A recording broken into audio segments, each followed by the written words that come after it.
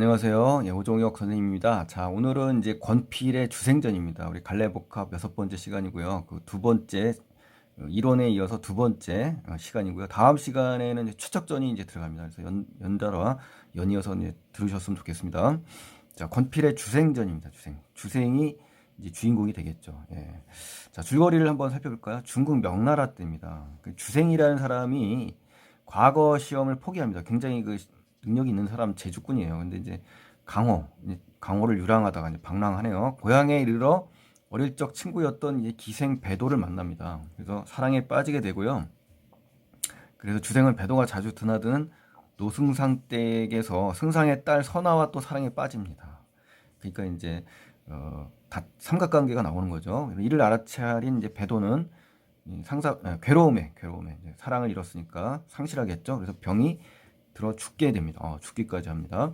그래서 주생은 어렵사리 선아와 혼인을 약속하지만 임진왜란이 발생합니다. 그래서 종군 서기로 징발돼서 조선으로 떠나게 되죠. 선아에게 알리지도 못한 채 이제 조선으로 갑니다. 그래서 작가는 주생에게서 이 이야기를 듣고 기록으로 남기는 그런 액자식 구성으로 되어 있는 소설입니다. 여러분 아셨죠?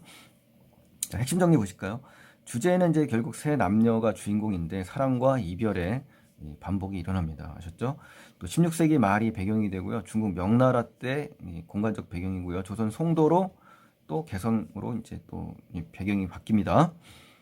또 성격은 사실적이고 굉장히 비극적으로 끝납니다. 시간은 순행적으로 흘러가고요. 아셨죠? 또 이 작품의 연대는 조선 후기 임진왜란 이후의 작품이라는 거 기억하시고요. 갈래는 이제 전기 소설에 해당되고요. 한문으로 되어 있습니다. 또 염정, 사랑을 얘기한 염정이고요. 액자식 구성으로 되어 있습니다, 여러분. 아셨죠? 자, 설상 특징에 가시면 인물, 사건, 배경 등이 굉장히 사실적입니다. 이 작품은 굉장히 사실성이 초기의 전기 소설에 비해서 굉장히 사실적이다. 이거 기억하시고요. 또 후대 소설의 배경 설정에 굉장히 사실성을 부여하게 됩니다. 그래서 자, 두 번째, 비현실적인 성격에서 이제 벗어납니다. 탈피하해서 어때요? 현실적인 면모를 갖추게 됩니다. 그리고 이전 소설과는 좀 다른 모습을 보인다. 이런 거 기억하시고요. 또 삼각관계를 중심으로 벌어집니다. 그래서 남성의 탐욕, 이기적인 모습, 그렇죠? 예, 여성의 질투심 등도 아주 가감 없이 드러내면서 다양한 심리가 드러나는 아주 그 박진감 넘치는 그런 작품입니다, 여러분. 또 등장 인물들의 갈등이 지금 부각되고 있습니다. 그래서 기존의 전기 소설의 초기보다는 좀 많이 달라졌다는 거죠. 또 애정을 통해서 신분 상승 욕구도 나옵니다.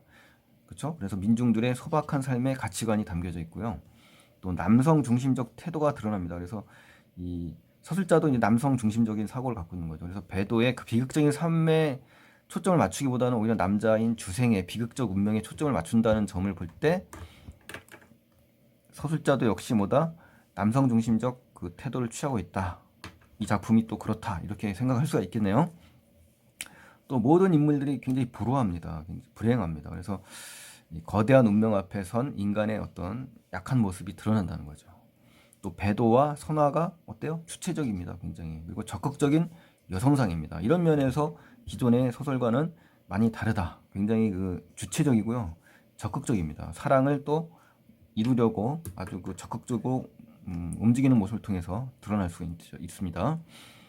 또 주인공들의 심정을 표현하는 이제 삽입시가 많이 등장하는데요. 이 삽입시의 효과는 어떤 겁니까? 그 어떤 그 인물의 어떤 정서, 그렇죠? 인물의 정서를 훨씬 더 부각할 수가 있죠. 잘 드러낼 수가 있습니다. 등장인물의 정서. 또 그다음에 산문이지만 운문이라는 형식을 들어주면서 어때요? 단조로움을 어때요? 극복하죠. 그래서 뭔가 생동감이 넘치지 않습니까? 그리고 어떤 사건의 방향도 암시할 수 있는 내용이 들어 있습니다. 그래서 이러한 이 삽입시의 효과들도 좀 기억을 해주시면 좋겠습니다. 또 신분제가 동요되던 시대입니다. 그래서 조선 후기이기 때문에 또 임진왜란이 일어난 이후잖아요. 그러니까 여기서 주생은 어때요? 과거에 실패했지만 과거에 연연해야 하지 않습니다. 그리고 신분에 연연해야 하지 않고 장사꾼이 된다는 거죠. 이런 걸로 볼 때 신분제가 동요되던 시대의 모습을 드러낸다고 볼 수가 있고요. 이 배도는 이제 사대부 집안에서 태어난 딸입니다. 근데 집안이 몰락하면서 기생으로 변모됐다는 거 이런 점을 통해서 알 수가 있는 거죠. 또 역사적 사실을 배경으로 했죠. 임진왜란이라든가 명나라가 조선에 군대를 파병한다든가 이러한 배경이 역사적 사실을 배경으로 했다는 걸 알 수가 있고요.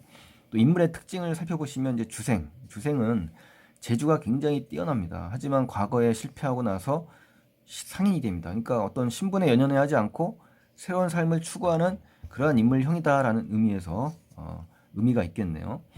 또 배도를 첫사랑의 이제 배도를 어떻습니까? 100년 가약을 맺은 약속을 합니다. 100년 가약을 맺어요. 그리고 나서 선화와 100년 가약을 또 약속을 합니다. 아시겠습니까? 그러니까 이건 뭡니까?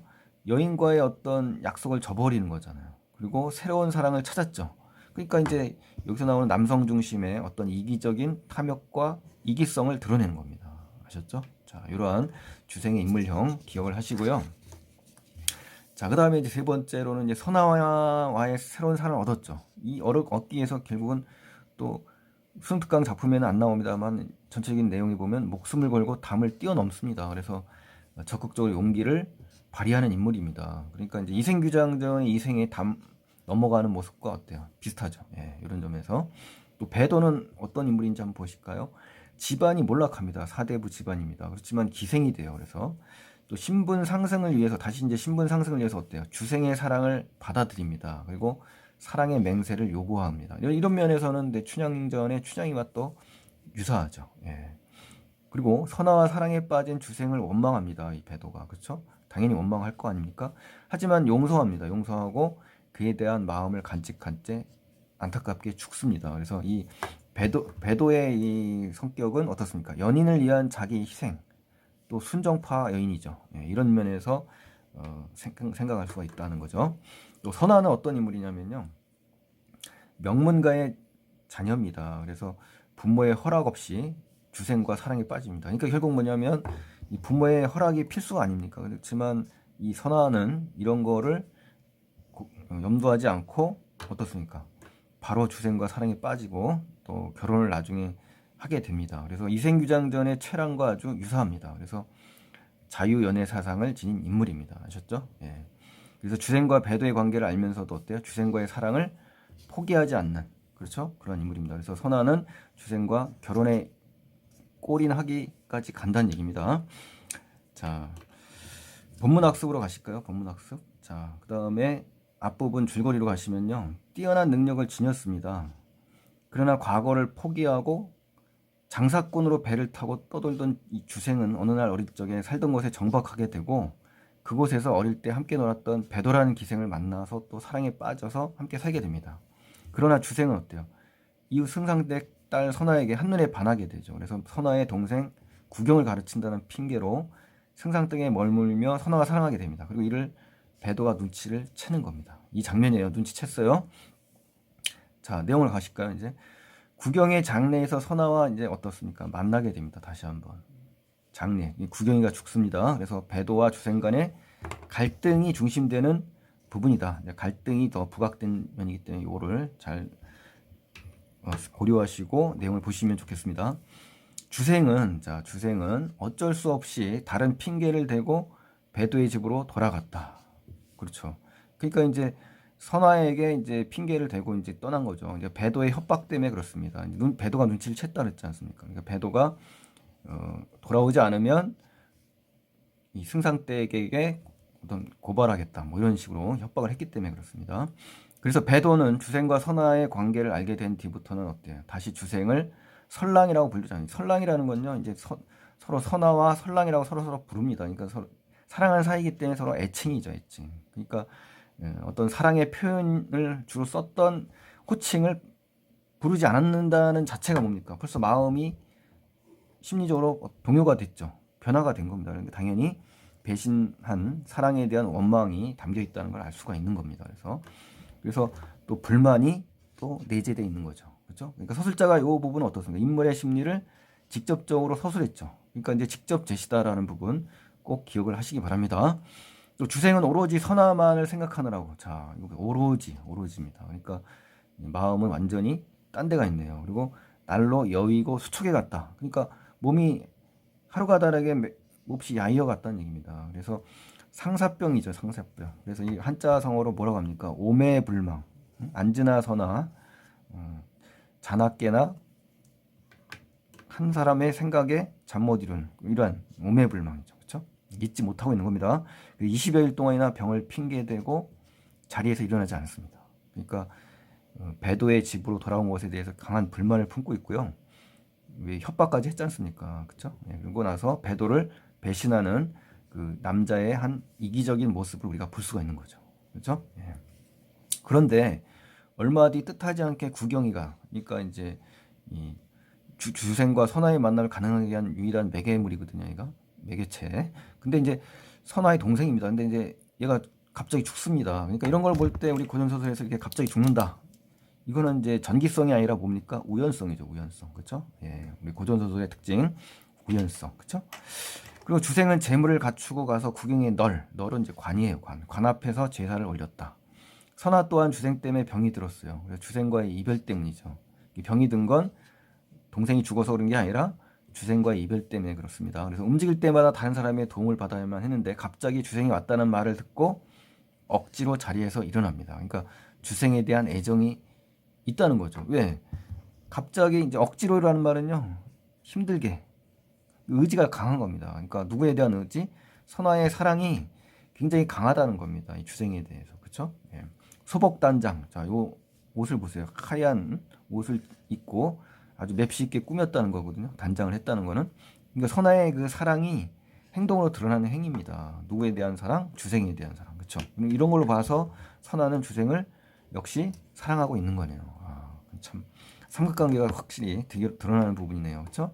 주생은 제사를 마치는 거 멀리 서 있는 선아에게, 그렇죠? 주렴 안에 서 있잖아요. 그러니까 선아에게 눈길만 보내고, 그렇죠? 나왔습니다. 그러니까 이 두 사람의 사이를 매개했던 인물인 구경이가 죽었기 때문에 서로 다가가기가 더 힘들어졌죠. 그리고 고개를 숙이고 머뭇거리며 눈동자를 돌린 순간에 이미 선아의 모습은 까마득하게 다시 볼 수가 없었다. 그러니까 이제 선아와 주생은 이 장면에서 어떻다? 서로 이별하는 장면입니다. 아셨죠? 예. 자, 그 다음에 세 번째 페이지 가시겠습니다. 자, 사랑을 잃은 이 괴로움에 죽게 됩니다. 이 배도가. 배도가 또 죽네요. 그렇죠? 예. 대화를 통해서, 이 부분에서는요, 대화가 많이 나오고요. 인물의 처지, 또 심리가 아주 잘 제시됩니다. 특히 배도의 심리요. 아셨죠? 그리고 주생에게 마지막 유언과 당부를 하는 장면이 나옵니다. 자, 몇 개월이 지난 뒤 배도마저 병이 들어 자리에서 일어나지 못했다. 그러니까 이제 한자로 뭡니까? 설상가상이죠. 설상가상. 안 좋은 일이 연달아 연거푸 일어나고 있잖아요. 주생이 고향을 떠나는 결정적 계기가 됩니다. 아셨죠? 배도는 죽어가면서 주생의 무릎을 베고 눈물을 머금은 채 말합니다. 굉장히 슬프겠죠? 저는 봉비의 뿌리다. 봉비의 뿌리라는 것은 이제 세상에서 버림받은 그 신세라는 얘기입니다. 그래서 기생을 비유합니다. 은유법이에요. 송백의 넉넉한 그늘, 송백이라는 건 소나무, 잣나무거든요. 그 그늘이라는 것은 주생을 말한 거예요. 주생의 그 사랑과 은덕을 비유한 겁니다. 아셨죠? 의지했었는데, 그렇죠? 이것만 봐도 아시죠? 저는 당신 주생의 그늘에서 의지했는데 어찌 꽃향기가 없어. 꽃향기라는 건요, 이 두 사람의 사랑과 기쁨을 얘기하는 겁니다. 주생과의 사랑, 아셨죠? 그게 이제 사라지기도 전에 소쩍새라는 거는 우리 그 한해새 뭡니까? 소쩍새, 그렇죠? 우리 그 이름도 많지 않습니까? 접동새도 있고요. 여러 가지 이 새 이름이 나오는데 여기서는 이제 한해새잖아요. 그러니까 슬픔과 한을 상징하는 새이기 때문에 여기서는 죽음을 상징하는 겁니다. 아셨죠? 예, 한을 간직한 채 죽게 되겠죠. 먼저 올 줄을 생각이나 했겠습니까? 라고 하면서 여기서 담긴 말하기 방식은 뭐냐? 비유를 통해서 비유와 대화를 통해서 자신의 처지를 드러냅니다. 아셨죠? 예, 대화 속에 비유가 드러나면서 자신의 처지를 잘 드러낸 건데요. 이제 곧 난공과는 영영 이별합니다. 그렇죠? 비단 옷이나 검은 곳가락. 자, 이승에서였던 즐거움이죠. 그렇죠? 예, 이제는 끝났다. 난공과 해로라는 건요, 부부가 평생 같이 함께 살고 늙는 겁니다. 그래서 보통 백년 해로라고 하잖아요. 그렇죠? 그 오랜 소원, 주생과의 이 백년 해로마저도 이미 어그러지고 말았다. 결국은 소원했던 바가 이제 이루어지지 못하고 그렇게 됐다. 단지 제가 죽은 뒤 유언하는 장면이죠. 난공께서 선화를 배필로 맞이하시고, 그러니까 이제 용서를 했네요. 그러니까 주생을 용서하고 그 두 사람의 사랑을 지금 인정을 한 겁니다. 그리고 제 유고를 난군이 왕래하는, 자, 당신이 자주 드나드는 그 길가에 묻어달래요. 그러니까 이건 뭡니까? 이 주생에 대한 뭡니까? 일편단심이에요. 그리고 주생에 대한 사랑을 죽어서도 간직하겠다. 뭐 이런 얘기 하지 않습니까? 의지가 담겨 있는 그런 말하기 방식이네요. 그렇죠? 예. 이 배도의 그 심리가 아주 잘 드러난 부분입니다. 예, 중요합니다. 그러면 저는 비록 죽었을지라도 산 것과 다름이 없다. 아, 이거 보세요. 그러니까 죽음을 초월한 사랑이죠. 그렇죠? 배도는 말을 마친 후 기절했다가 한참 후에 다시 깨어나 다시 주생을 보면서 말했다. 주랑이여, 응? 주랑이여. 부디 귀하신 몸을 소중히 하소서 하면서 결국은 죽고 말았습니다. 이 주생은 크게 통곡하겠죠. 대성통곡하고 배도의 소원대로, 그렇죠? 배도가 소원한 대로 호수와 산을 끼고 있는 큰 길가. 그러니까 뭡니까? 그러니까 주생이 왕래하는 길가입니다. 그러니까 거기서 장사 지냈다. 장사 지냈다는 얘기는요. 죽은 사람을 땅에 묻었다라는 얘기입니다. 그러니까 주생의 안타까움을 알 수가 있죠. 통곡이란 말 통해서 또 굉장히 독자에게 어때요? 비극적인 분위기를 연출하겠죠. 예, 이러한 장면 잘 떠올리시면 좋겠네요. 자, 이 중략 이후에 이제 마지막 장면이 나왔는데요. 여기서는 이제 주생이 어떻습니까? 정처 없이 떠돌아다닙니다. 아셨죠? 주생은 새벽녘까지 깊은 시름에 잠깁니다. 그렇죠? 시름에 지금 잠겨 있어요. 떠나면 선아와 영영 이별할 것 같고 선아도 떠올리죠. 머물고 싶으며도 배도와 구경이 죽었죠. 두 사람이. 그러니까 머물 곳이 없는 거죠. 의탁할 곳이 없다. 즉 몸을 기대고 의지할 곳이 없다는 겁니다. 그래서 고향을 떠나게 되는 거죠. 이러한 그 주생의 처지와 상황을 딱 말할 수 있는 건 뭡니까? 진퇴양난이 되겠죠. 진퇴양난. 그렇죠? 예. 이리저리 백방으로 여러 가지 방법으로 생각해 보아도 뾰족한 수가 없었다. 즉 속수무책이라는 겁니다. 한자성어로. 날이 밝으면 어쩔 수 없이 돛을 올리고 노를 저어 나아가니 선안의 집과 배도의 무덤이 어때요? 차례로 보이다가 점점 멀어져 갔다. 배가 강물을 따라 산을 돌아 나가는 순간 이내 아무것도 보이지 않았다. 자, 이 장면이 아주 중요한 부분입니다. 마지막이요. 이 표현이 이 장면을 그대로 묘사했지 않습니까? 그러면서 그 두 사람, 즉 선아하고 배도의 그 모습을 떠올렸죠. 그 파곡, 결국은 이제 끝장이 났지 않습니까? 그 인물의 그 주생의 인물의 어떤 처한 상황을 상징적으로 보여주는 그런 부분입니다. 그래서 이 부분 표현 굉장히 중요합니다, 여러분. 자, 그래서 그걸 정리를 반드시 하시고요. 자, 마지막으로 이제 공간과 인물의 처지와 심경의 변화를 지금 정리를 하겠습니다. 이 배, 떠돌이, 그렇죠? 배는 이제 떠돌이의 처지를 얘기하는 겁니다. 그리고 고독을 의미하는 거죠, 심정적으로. 그리고 고향에 왔다는 얘기는 정착의 그 처지고요. 사랑과 행복의 마음이 담겨 있겠죠. 그렇지만 다시 배와 떠돌이 고독으로 마지막으로 결국 주생이 비극적으로 끝나는 장면이 바로 이 장면입니다. 아셨죠? 자, 이렇게 해서 정리를 잘 하시고요. 다음 시간에 최적전 요거까지 같이 연달아 들으셔야 됩니다. 자, 오늘 고맙습니다. 감사합니다.